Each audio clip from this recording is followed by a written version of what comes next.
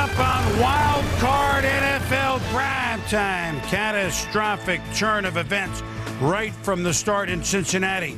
Did things get even worse after Carson Palmer went down for the Bengals against the Steelers? The Panthers on the attack all day long against the G-Men. Why it turned into a 20-year playoff worse for the Big Blue.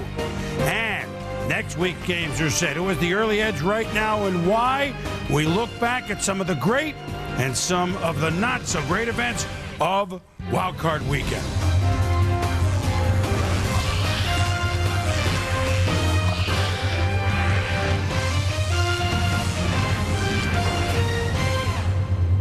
NFL Primetime is presented by Miller Lite. Primetime is Miller time. And now, here's your host, Chris Berman. Hello once again, everybody, with Tom Jackson, as I always am. And last year, Tommy, the wild card round of the playoffs. Wow. Hello. Four teams won. It'll never happen again. Right. Well, that's why they play the games, as you like to say. Deja vu all over again. And the late game on Sunday was a rematch of the rubber game. Both the Steelers and the Bengals, who won that division, the AFC North, won on the opposing team's turf. Here we go from Cincinnati with their first playoff game since 1990, and the whole city, the Queen City, revved up. Now, Pittsburgh, Joey Porter, and most notably, does this sometimes before the game, so the talking back and forth. Carson Palmer led the NFL in touchdown passes and in percentage of completions. His first playoff pass ever, 66 yards to Chris Henry. But wait a minute. Behind the play, Palmer is down. Kimo von Oelhoffen, once a Bengal, rolls in, the knee hit, and once you could see even oh no, Palmer is writhing in pain. I mean, this all during his 66-yard completion. And Marvin Lewis obviously is furious. It's a late hit. John Kasay very quickly get the ball, warm up, and Mort will be by shortly to update, but knee injury bad. Von Oelhoffen not pleased. Bengals dejected, but they got a game to play. And that would include John Kasay. And you figure early on pass it would sail a little bit, although in the first half he played well. And here, now what's going on here, Tom? Well, a little chippiness from the Steelers to the Bengals. I think, always wanting to prove that they're a tough football team. May have crossed the line a little bit early in this game. Standing over him, Graham kicks a field goal, 3-0 Bengals. Then, next series, Cincinnati, Kasay. Yeah, he was tough. He came in, he had done his homework, that's for sure, and he splits the defenders and takes a first down. Rudy Johnson, it's his job to bounce outside and very quickly breaks a tackle, beats Polamalu, 10-0 Cincy without Palmer. Yeah, good blocking at the point of attack, and right now you felt like the Cincinnati Bengals were running on adrenaline. Well, Ben Roethlisberger, was time for him to slow them down and get Pittsburgh moving. He has a great feel, Tom, for a big guy. Yeah, when the rush gets on him, he feels the exit lanes from the pocket. Same drive now, second quarter. Roethlisberger will dump it to Willie Parker, and he is off to the races. Touchdown, Pittsburgh. It's now a 10-7 Cincinnati lead, but yeah, Odell Thurman in coverage on Parker as he starts to move toward his coverage. Heath Miller going to come down the line of scrimmage, the tight end, take his cover man with him, and a little bit of a pick right there. Technically illegal, but not going to be called in the interior line, just not going to be called in traffic. So the Bengals now with the ball on 3rd and 11, and Kasay has time here. And Polamalu almost gets it. And then Troy gets a little out of character because as tough as he plays, this is not him. He throws the ball in the face of Rich Graham, and so there's a flag. Cincinnati had like 9 plays down there, Tom. And Bill Cowher shaking his head. You saw on Kasay to Yusei Houshmandzadeh. I say Houshmandzadeh. TJ, who killed him in the game the Bengals won at 17-7 earlier this year. But Roethlisberger to Hines Ward right back on 3rd and 5. It's a 17-14 game. Now we go to the third quarter. 3rd and 10 Bengals. Kasay breaking free, and Chad Johnson, quiet game for him, makes the catch, though, first down. Same drive, and then, Brad St. Louis, they had a couple of bad snaps earlier. This real bad, Shane Graham has to fall on the ball, so instead of maybe a 6-point lead, it stays 17-14. And Roethlisberger says, I'll go to my speedster, Antoine Randall, but pass interference called. And so with that, it's the bus and Jerome Bettis into the end zone Folks happy. Steeler fans happy with 5 minutes to go in the third. 21-17 Pittsburgh. Play of the game. Antoine Randall. No, the lateral back to Ben Roethlisberger. To Cedric Wilson. Touchdown. The backbreaker. Ken Wisenhunt calling the play up in the booth. To the chagrin of Marvin Lewis. Wisenhunt, the offensive coordinator. Great call and a perfect execution. Cincy on 3rd and 3. What didn't think it was Well, take a look at everything that's involved in this play. The direct snap to Randall L., who throws a perfect pass to Ben Roethlisberger, who throws a perfect pass to Wilson down the field.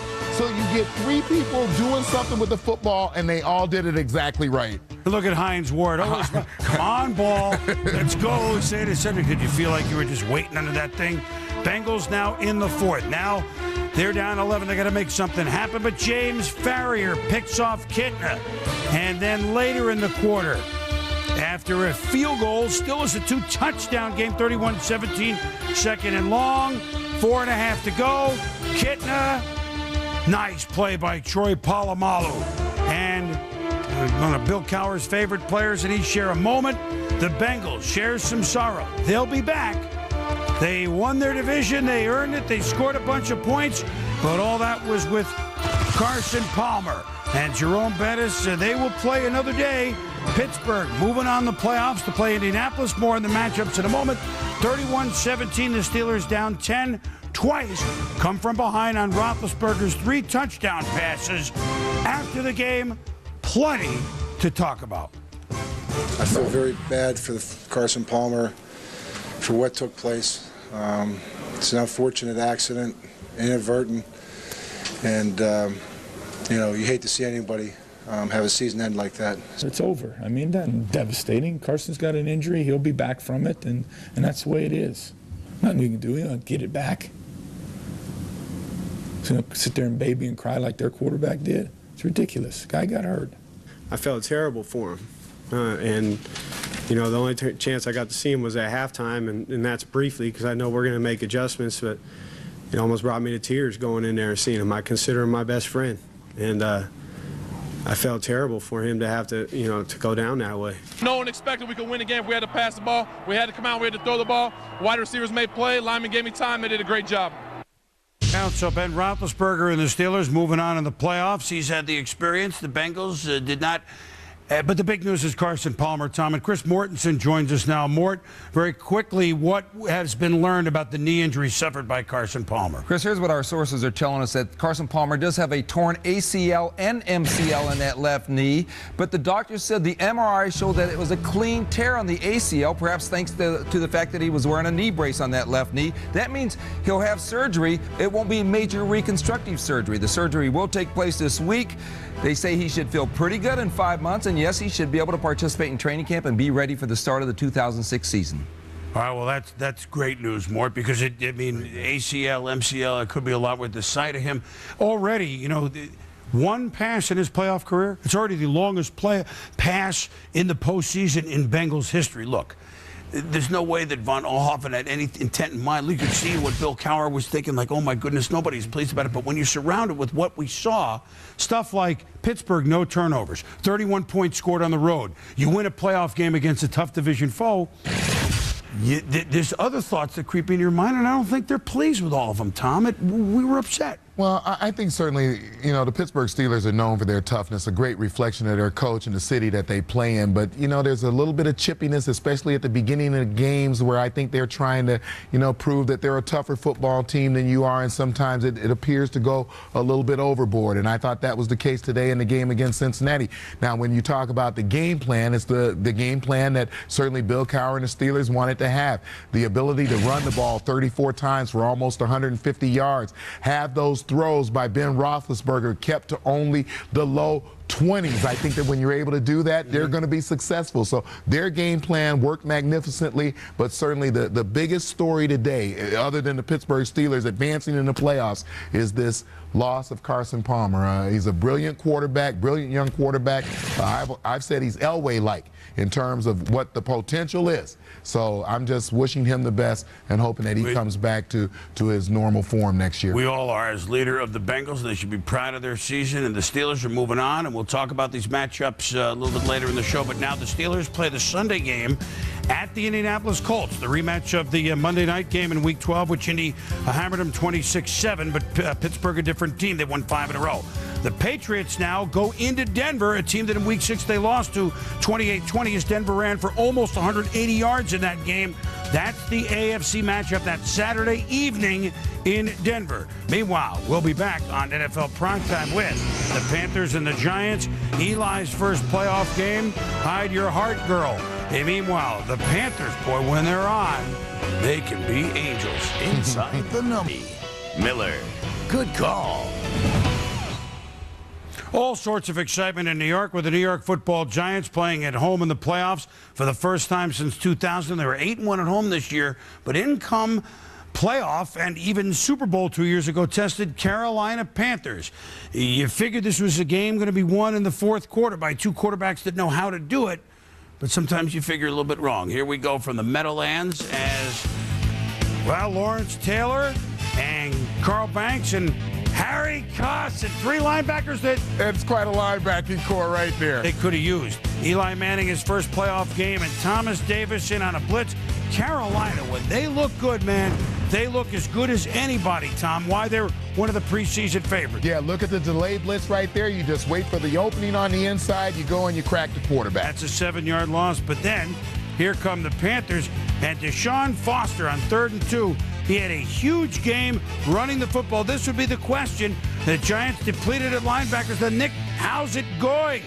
On 3rd and 2, cuts back for a first 5 straight third downs converted by Carolina. Then Jake Daylight come, you gotta Delo to Steve Smith, 22 yards, and pretty warm in here, but why not? It's January, the snow angel calling all you angels, right? Something like that. Yeah, Never take comes. another look at this. Terrell Buckley in press coverage at the line of scrimmage, expecting a little help.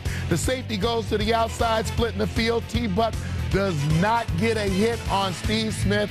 That's an easy little race to the end zone. Pitch and catch by the quarterback wide receiver. Tiki Barber at 2,200 yards, all told, running and receiving this year, but not today, Tom. Yeah, look at Tiki Barber. You just see that the lanes are not there. I think that the Carolina Panthers a great job of flowing down the line of scrimmage. 8 rushes for 28 yards in the first half. And the Giants needed more than that. Eli needed more help than that. They get a break. Jason Baker actually shanked a punt. It was so short that it hit Jibril Wilson going back to block it. Off the leg, Panthers recover, so you never sees it. It wasn't the greatest punt, but these are the things that happen. So the double fumble for Washington, so the double fumble for New England. These are the things that happen, especially in these games, and everything's magnified. Giants held them to a field goal, 10-0 at the half. Now, can Eli Manning oh boy, overthrown? Ken Lucas had a huge year. Look at the return by Lucas, whap!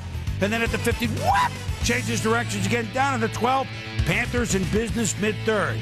Next play, and you gotta love the call from DeLome and head coach John Fox, offensive coordinator Dan Henning. The reverse to Steve Smith gone. Go for the jugular, catch them on their back feet. Yeah, you get the Giants thinking about pursuit. You get them over pursuing. You bring the ball back the other way. So very quickly, 17-0. Giant fans nervous. Hey, what's going on out there?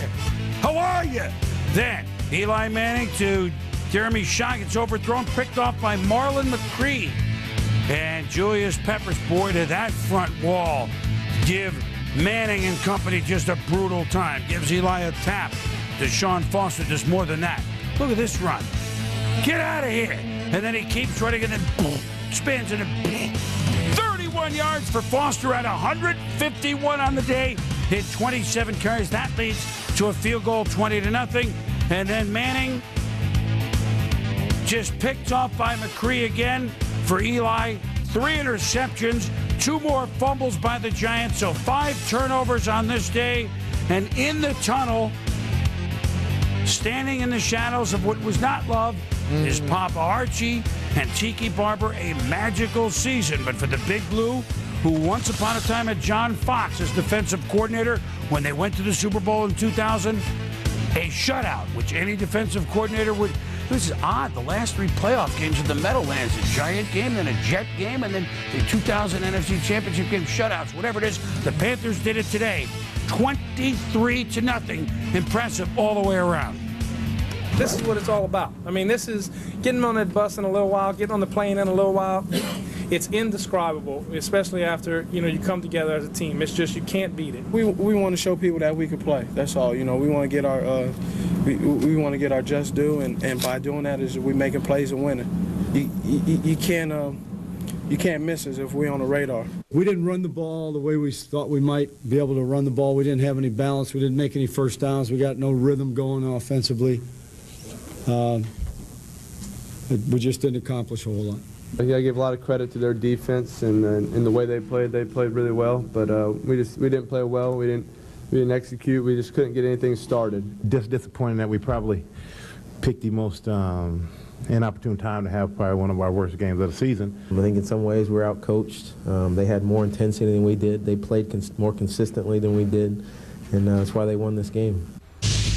Well, frustrated Giants. And Tiki said later, he said it seemed like they were in our huddle. Right. I mean, look, here's a Carolina team that's now 7-2 on the road. They went into a place where a team was 8-1 at home, Tom, and they busted the Giants. Shut them out. But a shutout is a shutout.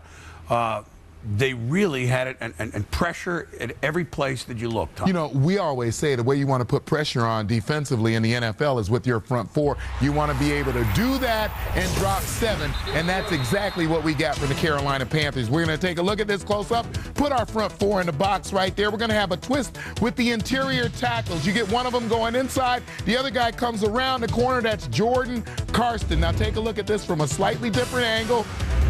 Tackle to the right, going to come first. Jordan Carson going to come around. Eli Manning can see this. This is pressure in your face, up the middle by the defensive tackle. He tries to step up to the exit lane. It's not there. He's taken down. Now we're going to have another stunt. Again, the front four is going to get this pressure. The stunt is going to come from the down end and the tackle.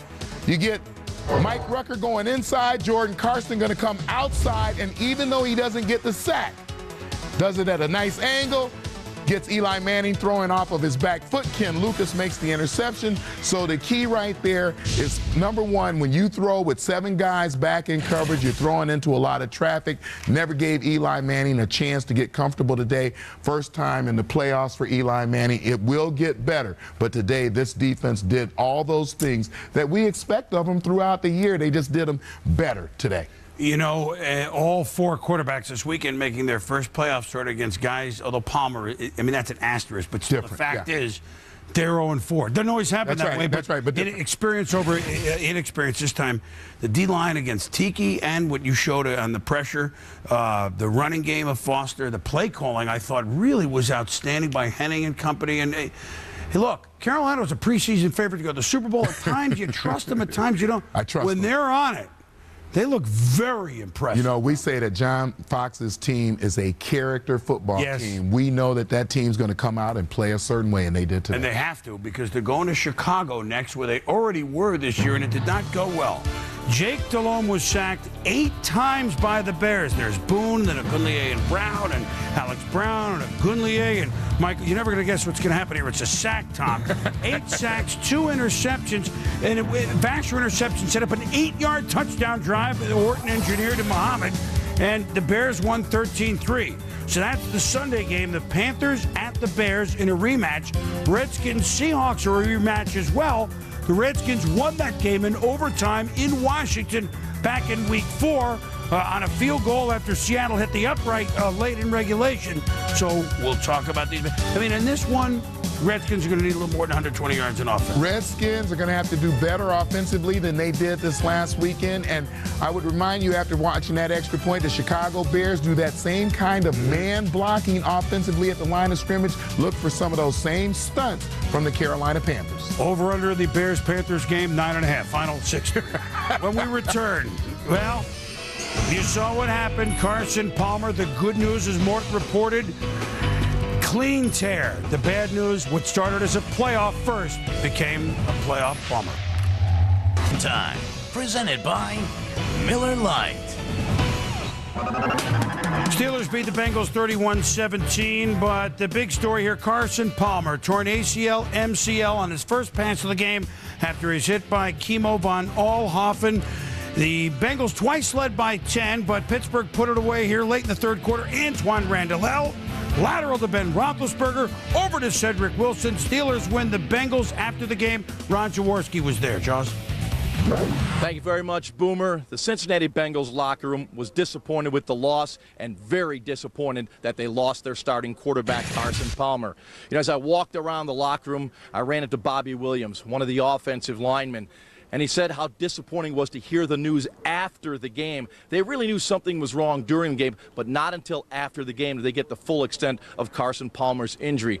But it was clearly a locker room that was depressed not only for the loss, but the future long-term health of Carson Palmer. Boomer? All right, Jaws, and we hope that next season he can pick up where he left off. Obviously, a lot of rehab. Look, Patriots-Broncos evening Saturday. Steelers at Colts late afternoon on Sunday. This could be big-time games, rematches. New England certainly playing better than when they played Denver the first. Can the Patriots defense in front seven make Jake Plummer look like the old Jake? Or the way he's been playing this year? Whoa, Denver, one of two undefeated teams at home, Tom. I think it's a classic matchup when you look at the game in Denver. You've got the two-time defending world champions going into Denver, and, you know, the Broncos can be very, very tough in Mile High. And then we haven't seen the Indianapolis Colts, you know, play a significantly meaningful game for a month. So, you know, we've all been awaiting that. So it's going to be a physical battle in both places and great games. A lot of emotion, Tony Duggie. Hey, just one thought on Saturday. Gibbs against Holmgren, Belichick against Shanahan. Those are the two Saturday games. 9 Super Bowl championships among those 4 coaches on Saturday. Whoa. When we return, game balls. A lot of guys on the ground. Sean Foster in the bus. A lot of guys in the air like Steve Smith and Big Ben. A lot of heroes on Sunday in the wild card. Presented by Miller.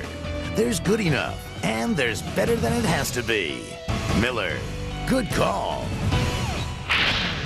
Boomer, my game ball goes to DeShaun Foster. You look at the numbers, 27 carries for 151 yards, but it really translated into 42-45 in terms of time of possession. Almost 43 minutes the Carolina Panthers had the ball. Ben Roethlisberger, he just wins. 3 touchdown passes, no turnovers as the Steelers win on the road. By the way, in case you forgot, hold on to the football in the playoffs. What were the turnovers here? The fourth? 12-1. Wow. You're winning and losing in the first round of the playoffs. And now the big boys kick in next week. Great Ready weekend. for that? Great weekend. For Tom Jackson, I'm Chris Berman. Aloha.